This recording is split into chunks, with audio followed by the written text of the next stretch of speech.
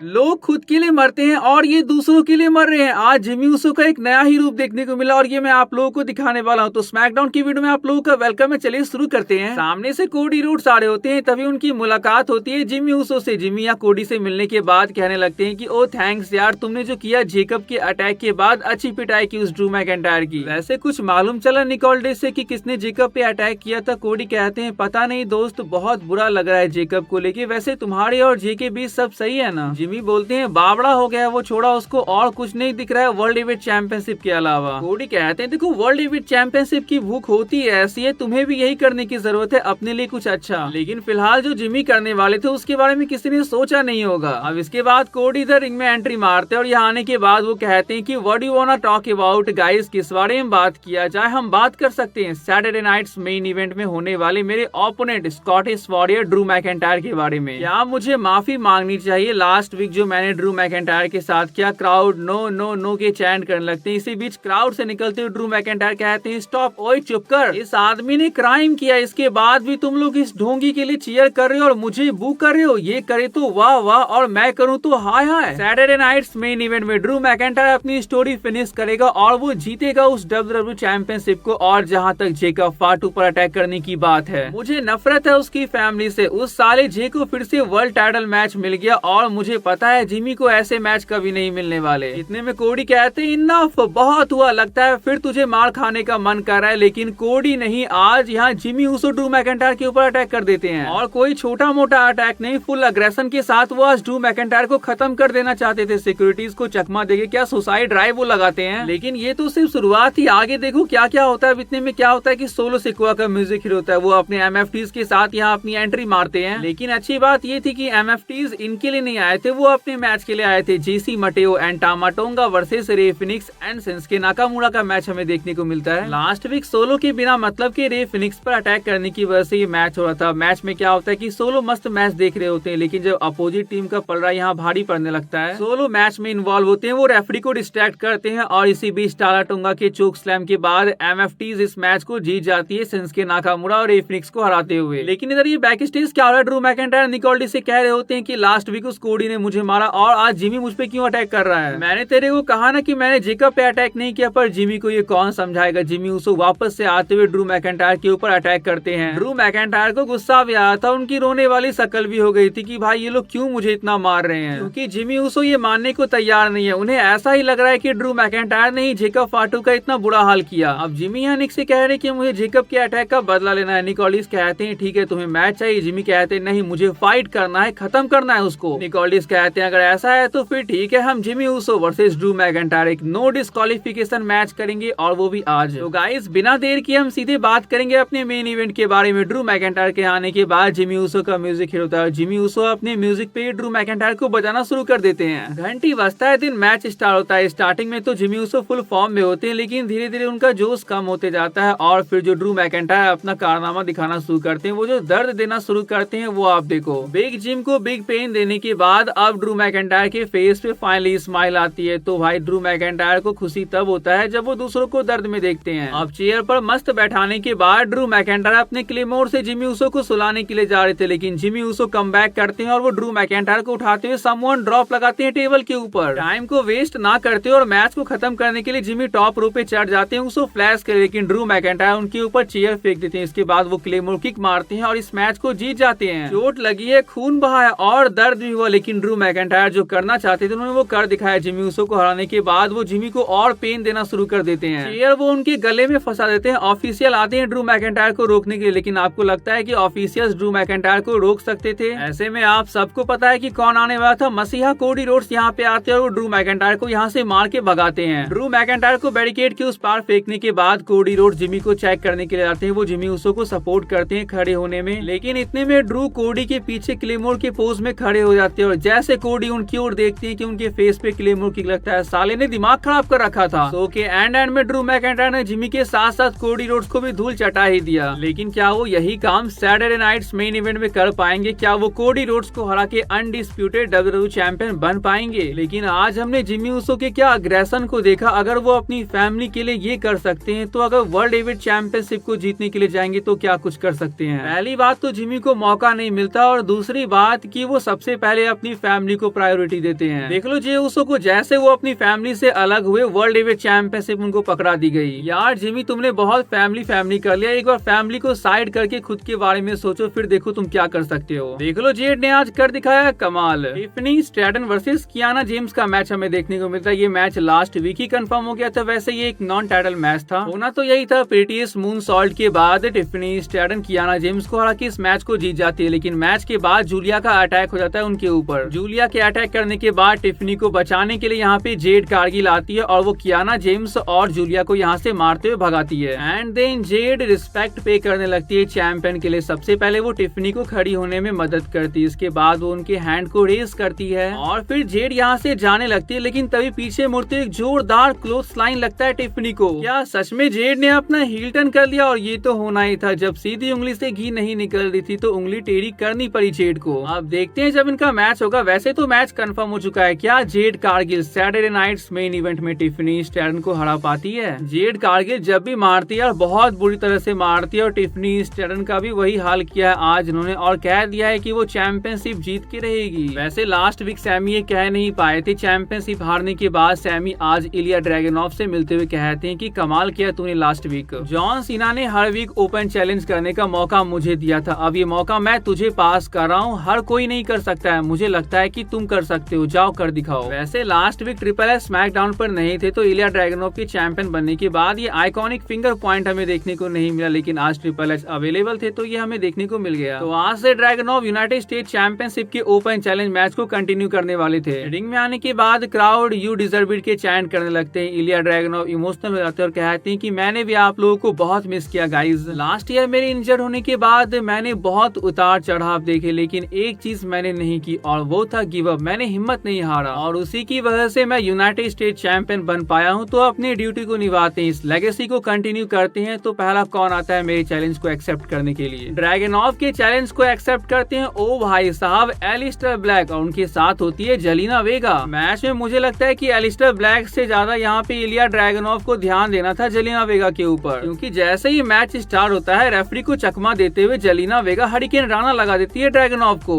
Jelena वेगा के distraction का फायदा बखूबी उठा रहे होते हैं एलिस्टर ब्लैक तब तक जब तक कि रेफरी नहीं देख लेते हैं जेलिना वेगा को। रेफरी की जेलिना वेगा के डिस्ट्रैक्शन को देखने के बाद उन्हें बाहर जाने को कहते हैं, लेकिन अंदर कौन आता है? डेमियन प्रीस्ट भाई अपना चश्मा निकालते हैं और ये सूरत दिखाते हैं। ये गलती है एलिस्टर ब्लैक की। डेमियन प्रीस्ट एलिस्टर ब्लैक का सारा फोकस लेते हैं। इसके बाद क्या होता है कि जैसे वो ड्रैगनोव की ओर देखते हैं कि टॉर्पेडो कॉस्को आता है और इसी के साथ चैंपियनशिप रिटेन करते हैं इलिया ड्रैगनोव। मैच के बाद बिगड़ी हुई सूरत का बदला लेने के लिए डेमियन प्रीस्ट एलिस्टर ब्लैक की शकल को खराब करने के लिए जाते हैं, लेकिन जेलिना वेगा ऊपर से कूदती है, एलिस्टर ब्लैक की शकल को नोचते हुए अपने हस्बैंड को यहाँ से लेते हुए निकल जाती है। लेकिन कब तक भागेंगे इस पुजारी से? मेरा मतलब है प्रीस्ट से। डेमियन प्रीस्ट छोड़ने वाले नहीं है एलिस्टर ब्लैक को। तो गाइस ये थी हमारी स्मैकडाउन की वीडियो। आई होप कि आप लोगों को वीडियो अच्छा लगा होगा। वीडियो अच्छी लगी तो चैनल को जो सब्सक्राइब कर लीजिएगा। मिलते हैं नेक्स्ट वीडियो में, तब तक के लिए बाय गाइस।